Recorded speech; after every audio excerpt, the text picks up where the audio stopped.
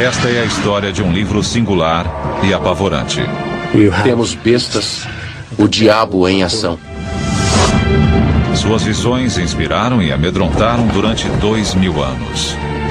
Muitos veem nas páginas do Apocalipse uma série fantástica de previsões. O aquecimento global, o desastre nuclear de Chernobyl, a guerra no Oriente Médio. Não há no mundo campo de batalha mais perfeito do que este. E alguns acreditam que o livro é um guia para um dos maiores enigmas de todos, a data do fim do mundo. Será que o Apocalipse contém esse segredo? Novos indícios revelaram que a chave do mistério deste último livro da Bíblia está nas areias da atual Turquia, e que o número infame da besta pode não ser 666.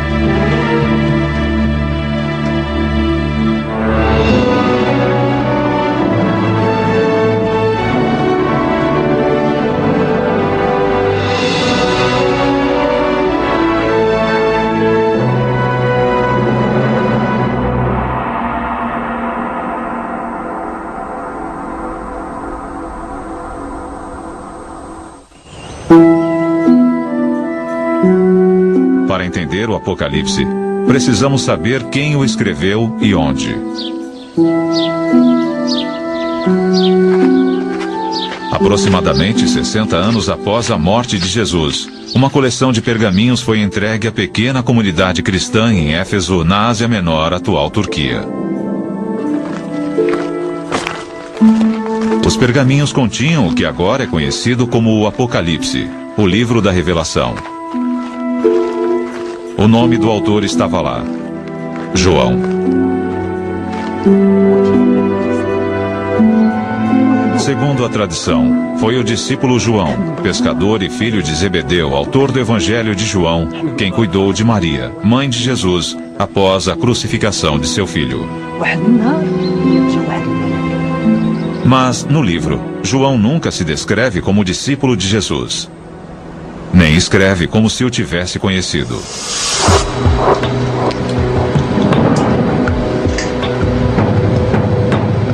Agora, novos métodos científicos podem ajudar a solucionar a questão sobre quem foi o verdadeiro autor. Sir Anthony Kenny é um perito de destaque em estilometria, que analisa as técnicas da escrita. O que mais caracteriza os autores não são aquelas palavras especiais consideradas favoritas, mas a frequência com que usam palavras muito comuns. Duas dessas palavras comuns examinadas por Sir Anthony foram de, um termo similar a mas, e kai, que significa e. O termo e é 2 vezes mais frequente no Apocalipse, assim como em qualquer outro livro do Novo Testamento. Enquanto o Evangelho de João não o aprecia muito, sendo usado menos que a média. Por outro lado, o termo grego de, que é muito frequente em qualquer outro texto grego que já conheci, ocorre apenas 7 vezes em todo o livro da Revelação. Sir Anthony fez 99 testes similares aos do Apocalipse no Evangelho de João. Seus resultados foram conclusivos. Usando uma simples técnica de estatística, consegui reunir esses 99 testes de uma forma em que pude discriminar os textos. E, no final, eu vi que o 4º Evangelho e o Apocalipse eram coisas distintas.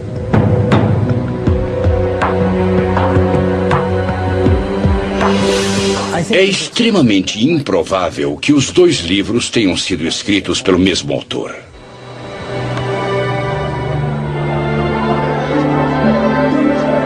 Sendo assim, tudo indica que João, o discípulo, não escreveu o Apocalipse.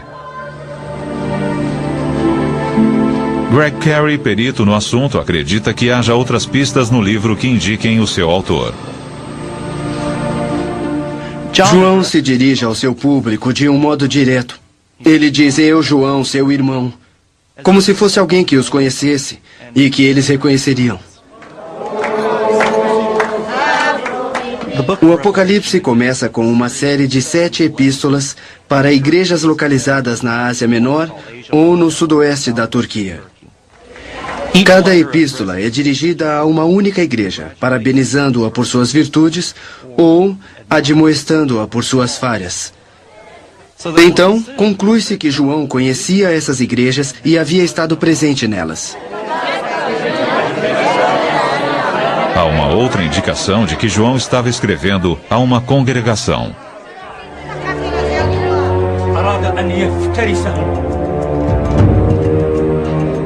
O Apocalipse de João, que significa revelação, descreve as visões distintas de anjos e monstros. A epístola, que deve ter sido ditada a um escriba, não é uma correspondência de rotina enviada a uma igreja cristã. João tem algo importante a dizer e usa a imaginação de sua plateia para ajudar a expor suas ideias. É importante lembrar que o Apocalipse foi escrito para ser ouvido. João abençoa os que ouvem as palavras da profecia, assim como aquele que a lê presumivelmente em voz alta para uma plateia. Havia uma necessidade aparente de que o Apocalipse fosse escrito para os ouvidos e não para os olhos. A maioria das antigas comunidades cristãs tinha algumas pessoas alfabetizadas e elas provavelmente eram líderes daquela comunidade, mas a maioria era analfabeta e isso refletia a sociedade em geral. É quase certo que João fosse um homem de autoridade na igreja, escrevendo para os seus rebanhos na Ásia Menor. Mas isso ergue uma questão fundamental. O dragão de 7 cabeças e os 4 cavaleiros apavorantes são imagens incomuns, mesmo para os padrões do século I. O que fez João recorrer a imagens tão medonhas para transmitir sua mensagem? Para entender o verdadeiro significado do livro, precisamos voltar às suas raízes. Segundo a Bíblia, João escreveu o Apocalipse na ilha de Patmos, perto da costa turca, naquela época sob o controle do Império Romano. João diz aos fiéis que está na ilha por causa da palavra de Deus e o testemunho de fé em Jesus. Sempre que o Apocalipse menciona o testemunho de Jesus, ele o liga a sofrimento. Na verdade, a palavra grega martus para testemunha se transformou no nosso termo mártir e assume esse sentido primeiramente no livro da Revelação.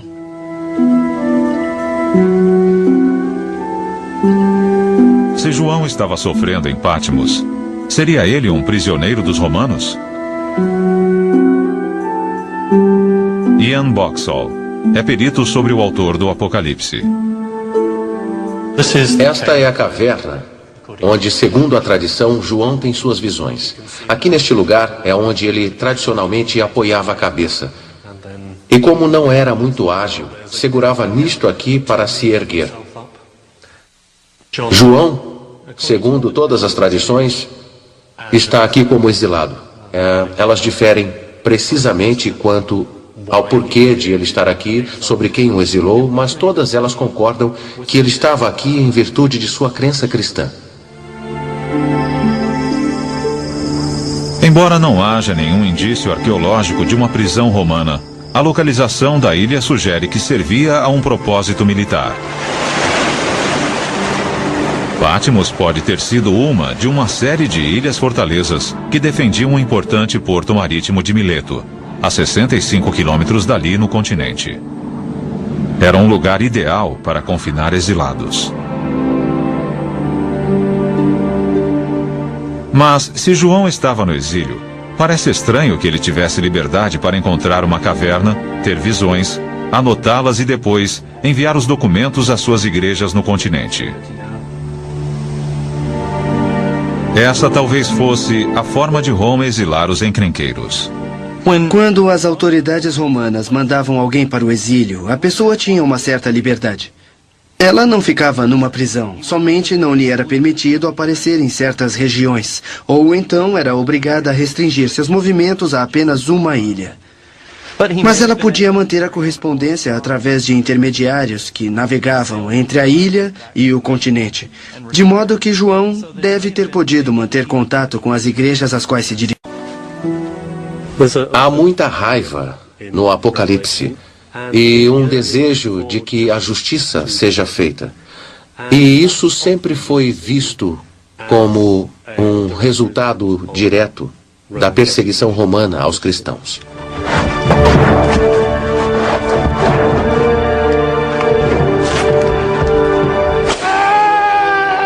Diante disso, João tinha toda a razão de estar revoltado.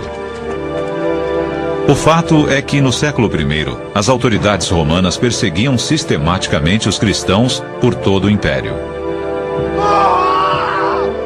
Acredita-se que a violência começou cerca de 20 anos antes de o Apocalipse ser escrito, sob o reinado do imperador Nero, em 64 d.C. Segundo a tradição, Nero culpava os cristãos pelo incêndio trágico e catastrófico que devastou a cidade naquele ano. Alguns cristãos foram crucificados. Ele usou seus corpos como tochas para iluminar os caminhos até a cidade. Foi uma experiência tão devastadora que as lembranças de Nero marcaram as primeiras comunidades cristãs. A maioria dos acadêmicos concorda que Nero realmente perseguiu os cristãos. Mas o Apocalipse provavelmente não foi escrito sob Nero. Foi datado por volta de 90 d.C., no reinado do imperador Domiciano. Indícios no próprio livro parecem indicar que Domiciano era bem menos brutal que Nero. Se o Apocalipse tivesse sido motivado pela perseguição à comunidade de João, era de se esperar que ele citasse uma série de mártires pelo nome. Na verdade, o livro da Revelação menciona apenas um. O livro é obcecado por aqueles que morreram em virtude de seu testemunho a Jesus, e seu número chega a milhares. Mas ele apenas menciona um, chamado Antipas, que morreu por causa do seu testemunho de fé.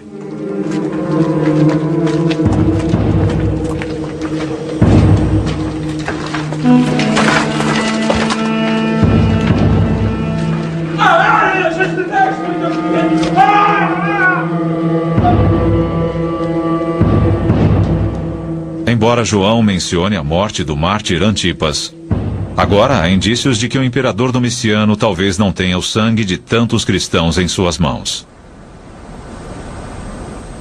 Historiadores recentes começam a questionar se Domiciano realmente perseguiu os cristãos e se ele foi de fato um tirano, segundo os relatos de antigos historiadores.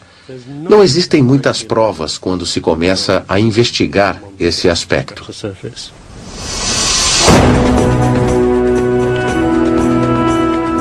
Se os cristãos não estavam sendo perseguidos, é difícil imaginar como o Apocalipse exerceu qualquer impacto sobre seu público.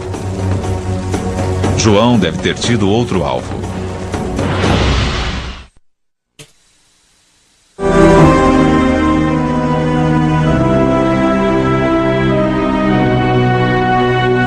Estas ruínas do século II contêm uma pista vital sobre os motivos que fizeram João escrever o Apocalipse e quanto ao livro realmente conter a chave para o fim do mundo.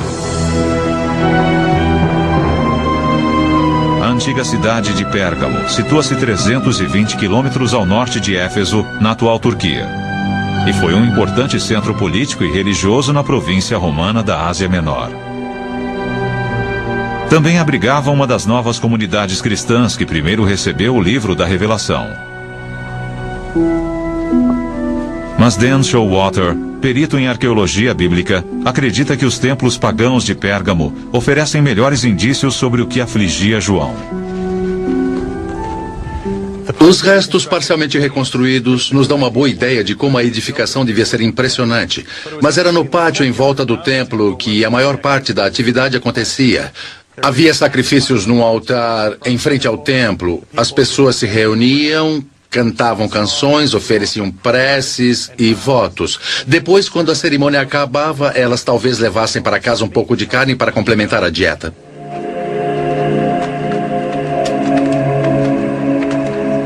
João estava familiarizado com a veneração pagã, mas essa prática religiosa crescia em popularidade e estava em conflito direto com o cristianismo. Ela havia começado cerca de 100 anos antes de Domiciano, com a construção de templos a um novo deus, o imperador Augusto.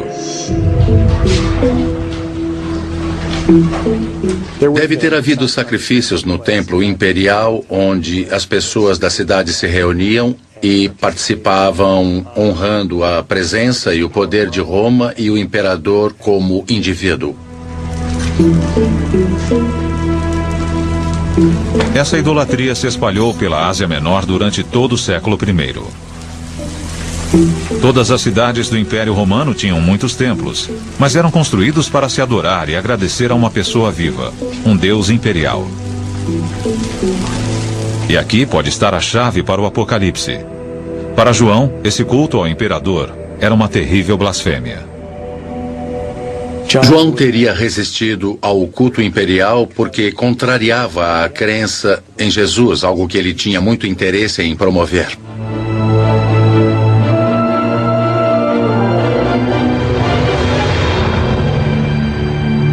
Mas o indício mais evidente de que o império, especialmente o culto imperial, era o alvo de João, vem de uma de suas visões mais apavorantes.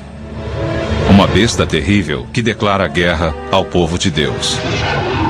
A besta, ele escreve, exige veneração. E isso fornece a primeira pista quanto ao que isso realmente representa. A adoração aos deuses imperiais havia se tornado extremamente popular, a ponto de as pessoas que não participassem serem consideradas como pessoas desleais. Nessa estranha visão, a besta não tinha uma cabeça, mas 7. Na época de João, 7 imperadores haviam governado o império. João nos diz que são 7 reis ou soberanos. E embora os estudiosos discordem quanto ao qual imperador romano essas 7 cabeças representam, elas parecem representar o poder imperial romano. João também associa a besta às 7 colinas. E é claro, a cidade de Roma era conhecida na época, assim como hoje, como a cidade das 7 colinas.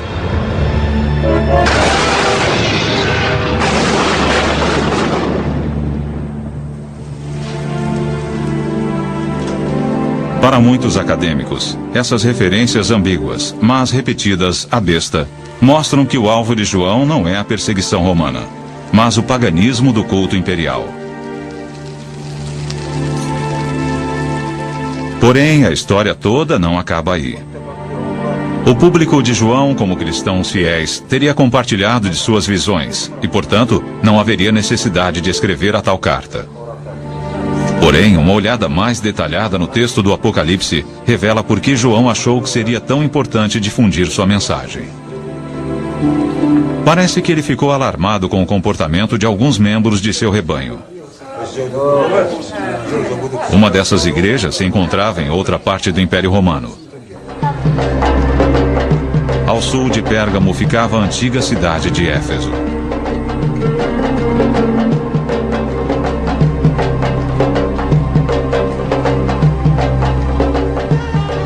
Parado nesta praça, na antiga cidade de Éfeso, é fácil perceber a forma como João a conhecia.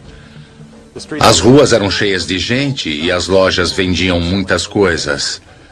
Era uma antiga cidade portuária para onde vinham as pessoas de todo o Mediterrâneo e de mais além para negociar, trocar ideias e às vezes compartilhar religiões. Neste caldeirão cultural mediterrâneo, a igreja cristã era só uma pequena minoria.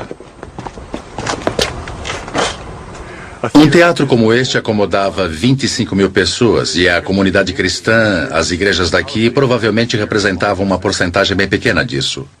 Os cristãos deviam encher apenas algumas fileiras.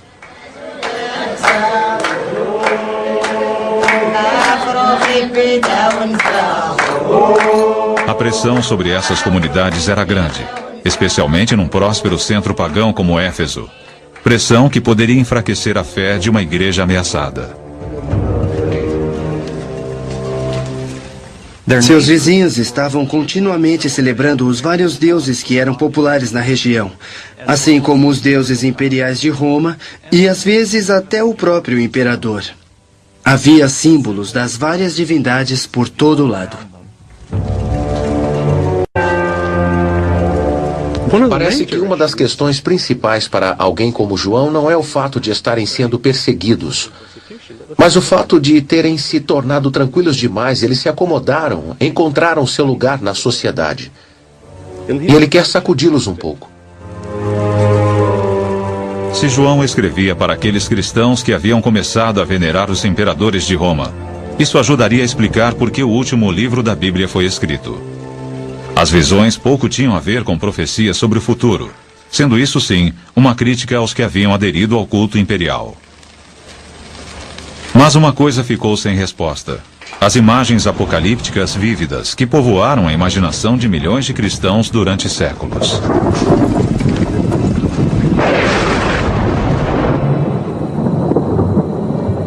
Que significado essas visões poderiam ter para as igrejas de João? Talvez pouco tivessem a ver com o culto do imperador divino, e tudo a ver com as visões de um futuro aterrorizante.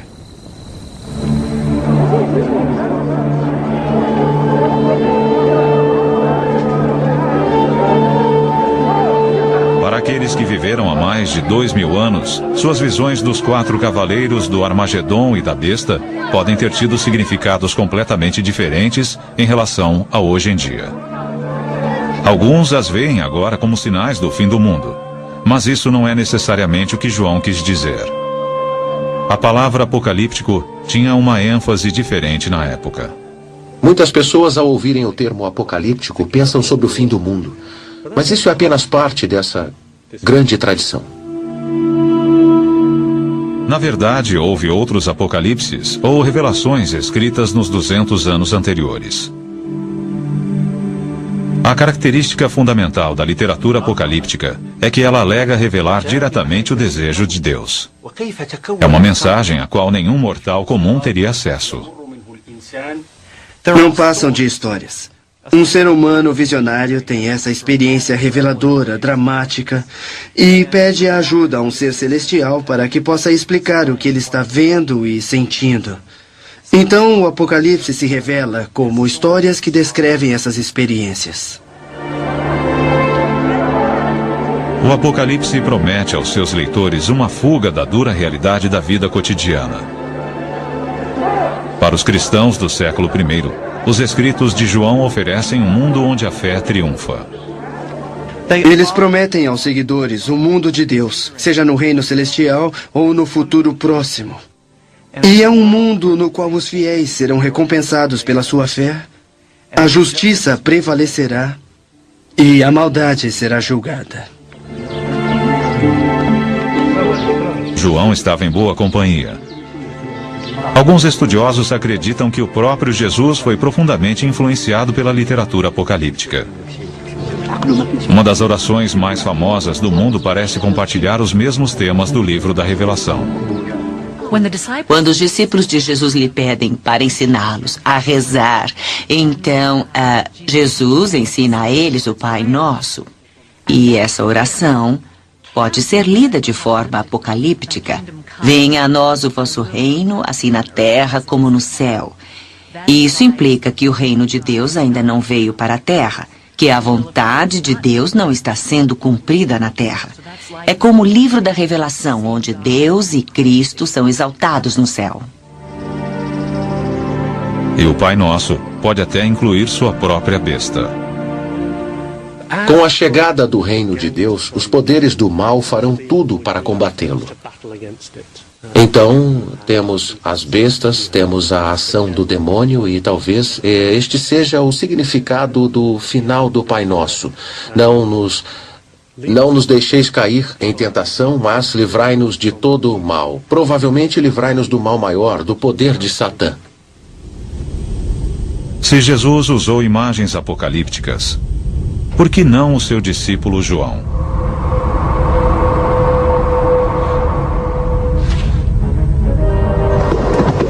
Talvez essa tradição de escrita apocalíptica tenha ajudado a decifrar algumas das visões de João, como os infames 4 cavaleiros do Apocalipse.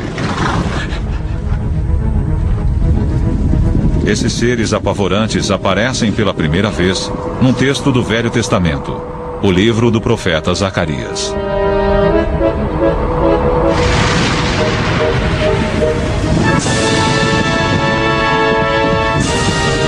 Mas João não apenas copiou essas imagens. Seu talento foi atualizá-las para o século I. Em Zacarias, cada cavalo está ligado a uma determinada cor. João aproveita essa ideia, mas lhe dá uma nova conotação.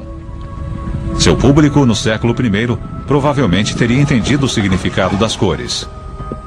Ian Boxall acha que pode desvendar o código de João. João parece tornar o significado das cores mais explícito.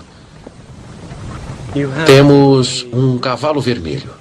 Vermelho é a cor do sangue e, segundo a tradição, a cor daquela luxúria idólatra que deu a Roma sua dominância, mas às custas de muito sangue derramado. O cavaleiro sobre o cavalo negro parece simbolizar a fome e o desastre. O resultado da guerra. Há também um cavalo pálido, meio esverdeado, a cor repulsiva da própria morte. Mas um cavaleiro descrito por João, que monta o cavalo branco, tem um arco na mão. Esta sugestão de vingança está na mente de João. Ele acredita que virá das mãos de um inimigo declarado de Roma. Qualquer cristão comum sabia que o grande inimigo de Roma, a grande ameaça a Roma, no leste, o Império Parteno, tinha uma cavalaria que portava arcos. Os partenos estão a caminho e o resultado será a destruição desse império aparentemente inexpugnável. Mas os 4 cavaleiros não são as únicas imagens apocalípticas do livro. E tão famosa quanto elas é o Armagedon, o campo de batalha onde o Apocalipse diz que as forças do bem e do mal irão guerrear. Indícios arqueológicos mostram que essa imagem também procura evocar o ódio contra os romanos.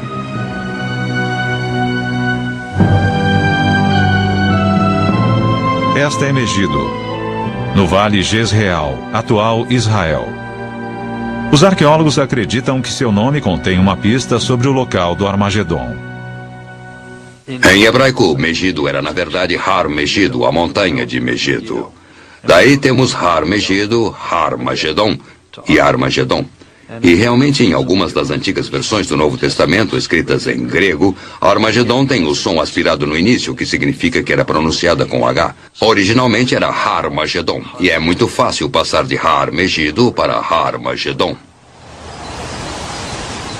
Este local tranquilo parece improvável para João escolher como o lugar da batalha do fim do mundo. Mas, na verdade, é inteiramente adequado. O Vale de Jezreel era o local mais sangrento da Palestina que João conhecia. Na época em que ele escreve, no século I depois de Cristo, já havia ocorrido 12 ou 13 batalhas em Megido ou no próprio Vale Jezreel. Napoleão supostamente teria dito: não há no mundo lugar mais perfeito para uma batalha que este. E ao observarmos esse vale, é fácil acreditar nisso. Os arqueólogos acreditam que também haja uma razão muito prática para João ter escolhido Megido como local da batalha. Naquela época, o lugar servia de base para um dos exércitos mais brutais do leste do Mediterrâneo, a 6ª Legião Romana. Sabemos que os romanos tinham um acampamento aqui, o acampamento da 6ª Legião. Estavam ali para exercer uma tarefa que caracterizou Megido através da história: proteger a área, controlar a passagem e as rotas de comércio. A 6ª Legião era conhecida por sua força e crueldade na batalha. Eles eram implacáveis. Seus soldados tinham uma reputação particularmente ruim entre as legiões romanas. Eram famosos por sua brutalidade e usavam todos os meios conhecidos empregados pelos romanos para subjugar os cidadãos, crucificá-los, esfolá-los vivos. Eles crucificavam as pessoas ao longo de todo o litoral até Jerusalém. Não havia melhor local para ver uma batalha entre as forças do bem e do mal que na base de um exército cuja reputação causava medo por todo o império. Qualquer um naquela época sabia que os legionários estavam acampados aqui. Eram as forças das trevas atuando em Megido. João percebeu que qualquer batalha importante para o controle dessa região ou do mundo teria de envolver Megido. Havia sido essencial nas batalhas anteriores. Segundo seu ponto de vista, não havia motivo para supor que não seria essencial nas batalhas futuras. Se o objetivo de João no Apocalipse não é prever o fim do mundo, mas atacar o Império Romano usando eventos contemporâneos, uma antiga tradição apocalíptica, talvez possamos ver, de modo diferente, a profecia mais famosa de todas. 666, o número da besta. Se a besta se refere ao imperador, então o que João quis dizer com esse número? O mundo antigo adorava quebra-cabeças. Um truque comum era usar números para disfarçar um nome. Nos alfabetos grego e hebraico, cada letra possuía um número correspondente. Então, se somássemos os valores de todas as letras do nome, obtínhamos um código numérico. Aqui temos um bom exemplo. Ana, escrito em letras maiúsculas gregas que equivalem às nossas. O número A, alfa, é 1. E o número N é 50, então, um pouco de aritmética simples. E temos 102, que é o número do nome Ana. Existem grafites antigos que sugerem que essa brincadeira tinha um propósito basicamente frívolo. Há um exemplo bem interessante achado numa parede de Pompeia, que dizia: amo a garota cujo número é 545. Ela sabia que seu número era 545. Outros talvez precisassem fazer alguns cálculos para descobrir quem era ela. Mas para João essa brincadeira é séria. Ele nos dá o quebra-cabeça ao contrário. Ele dá o número e convida seus seguidores a descobrir o nome. Ele escreve no Apocalipse: aquele que tem discernimento vai calcular o número da besta, pois é um número humano. Seu número é 666. Para os historiadores, a resposta parece óbvia. A melhor explicação é que João está pensando no imperador Nero. Se escrevermos o nome Nero César usando o alfabeto hebraico, temos o seguinte: 50, 200, 6, 50, 100, 60 e 200, que após uma rápida aritmética nos dá o número de Nero César. 666 parece ser um antigo código que liga o imperador Nero ao número da besta. Mas uma coleção de documentos recentemente decifrados lançou dúvida quanto ao número 666 ser realmente o número da besta.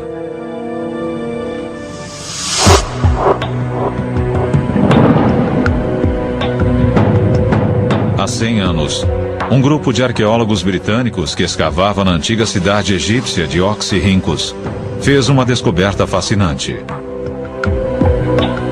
Não um tesouro enterrado, mas papel descartado num monte de lixo com 9 metros de profundidade. Todo esse material foi levado a Oxford, onde desde então tem sido limpo, catalogado e traduzido. Em 1999, um fragmento de papiro foi identificado como sendo um extrato do século III do livro do Apocalipse. Um exame mais cuidadoso revelou que o número mais infame do mundo não era o que parecia. Aqui temos um minúsculo fragmento. Foi escrito por alguém que era um bom escriba, que escrevia de um modo claro para as pessoas, mas também escrevia bem depressa. Aqui temos parte de uma linha onde dizia: aquele que tem discernimento vai calcular o número. E depois 3 letras que representavam um numeral. As letras são Kai, que equivale a 600, Iota, que seria o nosso eu e equivale a 10, e Estigma, no final, equivale a 6. Então, o número aqui, obviamente, é 616. Se o número da besta é 616, então não corresponde a Nero. Isso indica que o verdadeiro alvo de João era outra pessoa. Se aplicarmos as mesmas regras da brincadeira com os números, surge uma outra figura odiada. Outro imperador romano. Calígula foi imperador de 37 a 41. E Calígula, na verdade, era um apelido. Seu nome verdadeiro era Gaio. Se pegarmos o nome Gaio César e trocarmos por letras gregas, teremos Gaius Caesar. Se dermos um valor numérico a cada uma das letras do nome, teremos 284 para Gaius e para Caesar 332.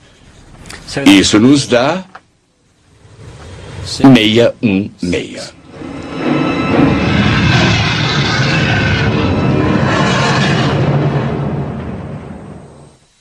A razão pela qual João veria Calígula como a besta reside na decisão controversa tomada pelo imperador durante seu curto reinado. Calígula ordenou que sua estátua fosse colocada no Templo de Jerusalém. Isso era uma blasfêmia para os judeus, porque o templo era dedicado à veneração de seu Deus verdadeiro.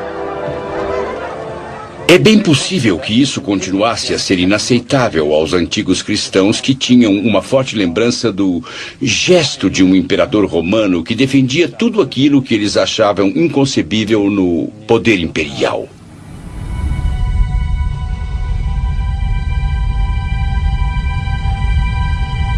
Se o Apocalipse não é uma profecia sobre o fim do mundo, mas um ataque contra Roma, onde ficam as visões de João? Poucos estudiosos negam que ele tivesse visões. Na verdade, as experiências visionárias são tão comuns em outros credos que, no caso de João, elas podem ter servido para inspirar seu rebanho. A visão de João se encaixava dentro da tradição cristã, mas parece ter várias características equivalentes às dos xamãs de outras culturas. Um xamã é alguém que pode entrar em transe controlado, que é capaz de se deslocar a outros mundos, outros reinos, para receber uma mensagem e depois retornar e transmitir essa mensagem ou curar alguém. E João, assim como os xamãs de muitas culturas, tem uma mensagem que ele comunica aos outros. Não é uma coisa só para ele, é uma mensagem para a comunidade. Ele está ali para curar sua comunidade, para apoiá-la, encorajá-la e, às vezes, corrigi-la.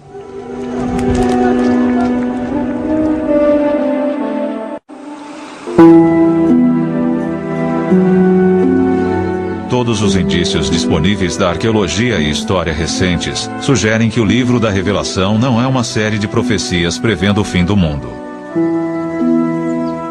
Ao contrário, é uma mensagem urgente para uma plateia do século I, sob o risco de ser seduzida pelo culto imperial romano. Em vez de vermos João nessa ilha, contemplando o futuro sombrio e distante, assim como um clarividente contempla uma bola de cristal, talvez devêssemos vê-lo sentado na ilha contemplando o mar. As 7 igrejas estão do outro lado. Ele tem uma mensagem urgente para elas e quer que a ouçam. Porém, resta uma questão sobre as profecias de João. Se o Apocalipse é simplesmente o ataque de um líder da igreja contra os cristãos decadentes do século I, por que João parece ter um dom excepcional para prever eventos futuros? Seriam eles apenas coincidências ou, segundo algumas pessoas alegam, previsões acuradas sobre o fim do mundo?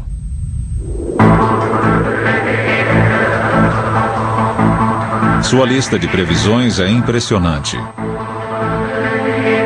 O Apocalipse fala sobre dramáticas mudanças climáticas, a evaporação dos mares, o calor insuportável. Nos últimos anos, os cientistas têm nos alertado com uma urgência crescente sobre o aquecimento global, o efeito estufa e a possibilidade de aumento nos níveis de câncer de pele e os efeitos do aquecimento global sobre os sistemas hídricos do mundo. Outra previsão fala sobre o esgotamento do rio Eufrates para dar passagem aos exércitos do Reino do Leste, composto de 200 milhões de soldados. Nos últimos anos, houve uma série de propostas para construir represas no rio Eufrates. Uma delas se chama Ataturk. Na época em que os americanos e outros povos estavam muito preocupados com o comunismo chinês, foram feitos estudos sobre o tamanho do poderio militar chinês e algumas estimativas chegaram a 200 milhões de homens. Isso foi considerado como outro exemplo de uma profecia extraordinariamente precisa que se cumpria. Talvez a mais apavorante de todas seja a que fala de uma grande estrela chamada Absinto, que cai do céu sobre os rios, deixando-os amargos e matando muitas pessoas. Em Chernobyl, na Ucrânia, em 1986, houve um desastre nuclear considerado o pior da história mundial. A usina derreteu, uma onda de radioatividade se espalhou sobre a área e os moradores locais morreram ou foram gravemente afetados. Na Ucrânia, a palavra Chernobyl significa absinto. Para muitas pessoas, isso evidencia o dom de João de fazer profecias precisas. Se você acredita que as profecias sejam de fato enviadas por Deus e que elas descrevem eventos futuros, se pudermos interpretá-las corretamente, então todos os eventos que acontecem no mundo assumem um significado espiritual particular. Mas para alguns estudiosos, os indícios da história contradizem a ideia de que João tivesse um dom para a profecia.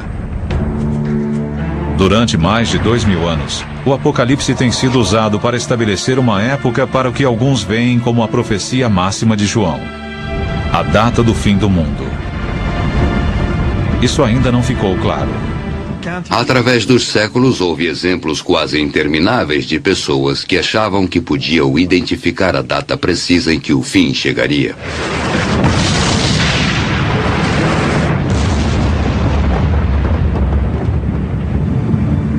No ano 1000, na Europa, no século XIX, em 1843, 1844, no ano 1666, 1987 e no ano 2000, é claro.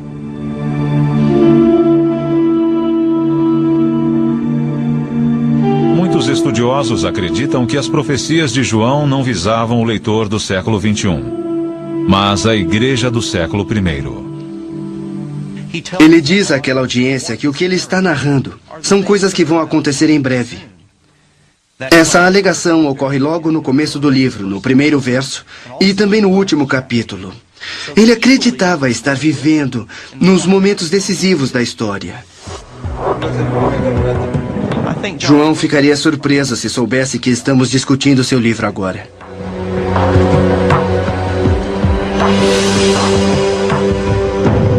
Embora pareça que o livro da Revelação não seja uma visão sobre o fim do mundo, como muitos esperavam e talvez muitos mais temessem, uma das profecias de João pode ter se realizado.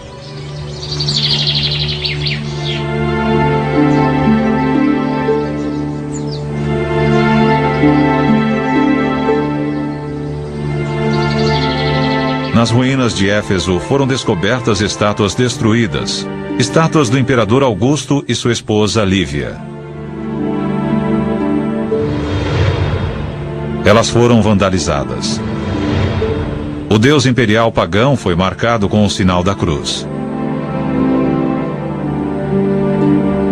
Uma das previsões de João havia definitivamente se realizado. Um acontecimento que mudou o mundo para sempre. No início do século IV, o imperador Constantino decide que essa política de tentar erradicar a igreja não ia funcionar e declara então o cristianismo religião oficial do império. A partir daí, a igreja continua a crescer e a se desenvolver até que, por volta do final do século IV, ela se torna a força dominante dentro do império. A visão de João de que o Império Romano cairia, a besta seria derrotada e a Igreja de Deus triunfaria, realmente se concretizou. A visão fornecida pelo autor do Apocalipse sobre a queda de Roma, a destruição de todas as edificações gloriosas das quais ainda restam indícios atualmente, é, de certa forma, a consumação do que João esperava que acontecesse.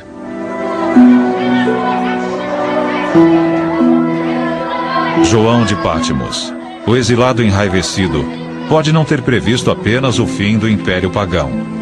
Ele pode ter desempenhado um papel na sua queda, ao dar aos cristãos a coragem para fazer com que isso acontecesse. Se as igrejas tivessem sido seduzidas pela glória que Roma oferecia, é bem provável que não tivessem sobrevivido. Não há razão para achar que um pequeno grupo minoritário conseguisse perseverar se não tivesse fé para enfrentar e resistir às tentações e às ameaças que o império usou contra ele. Embora muitos continuem a obter esperança e inspiração através de suas palavras, talvez o verdadeiro significado do Apocalipse seja encontrado no passado e não no futuro.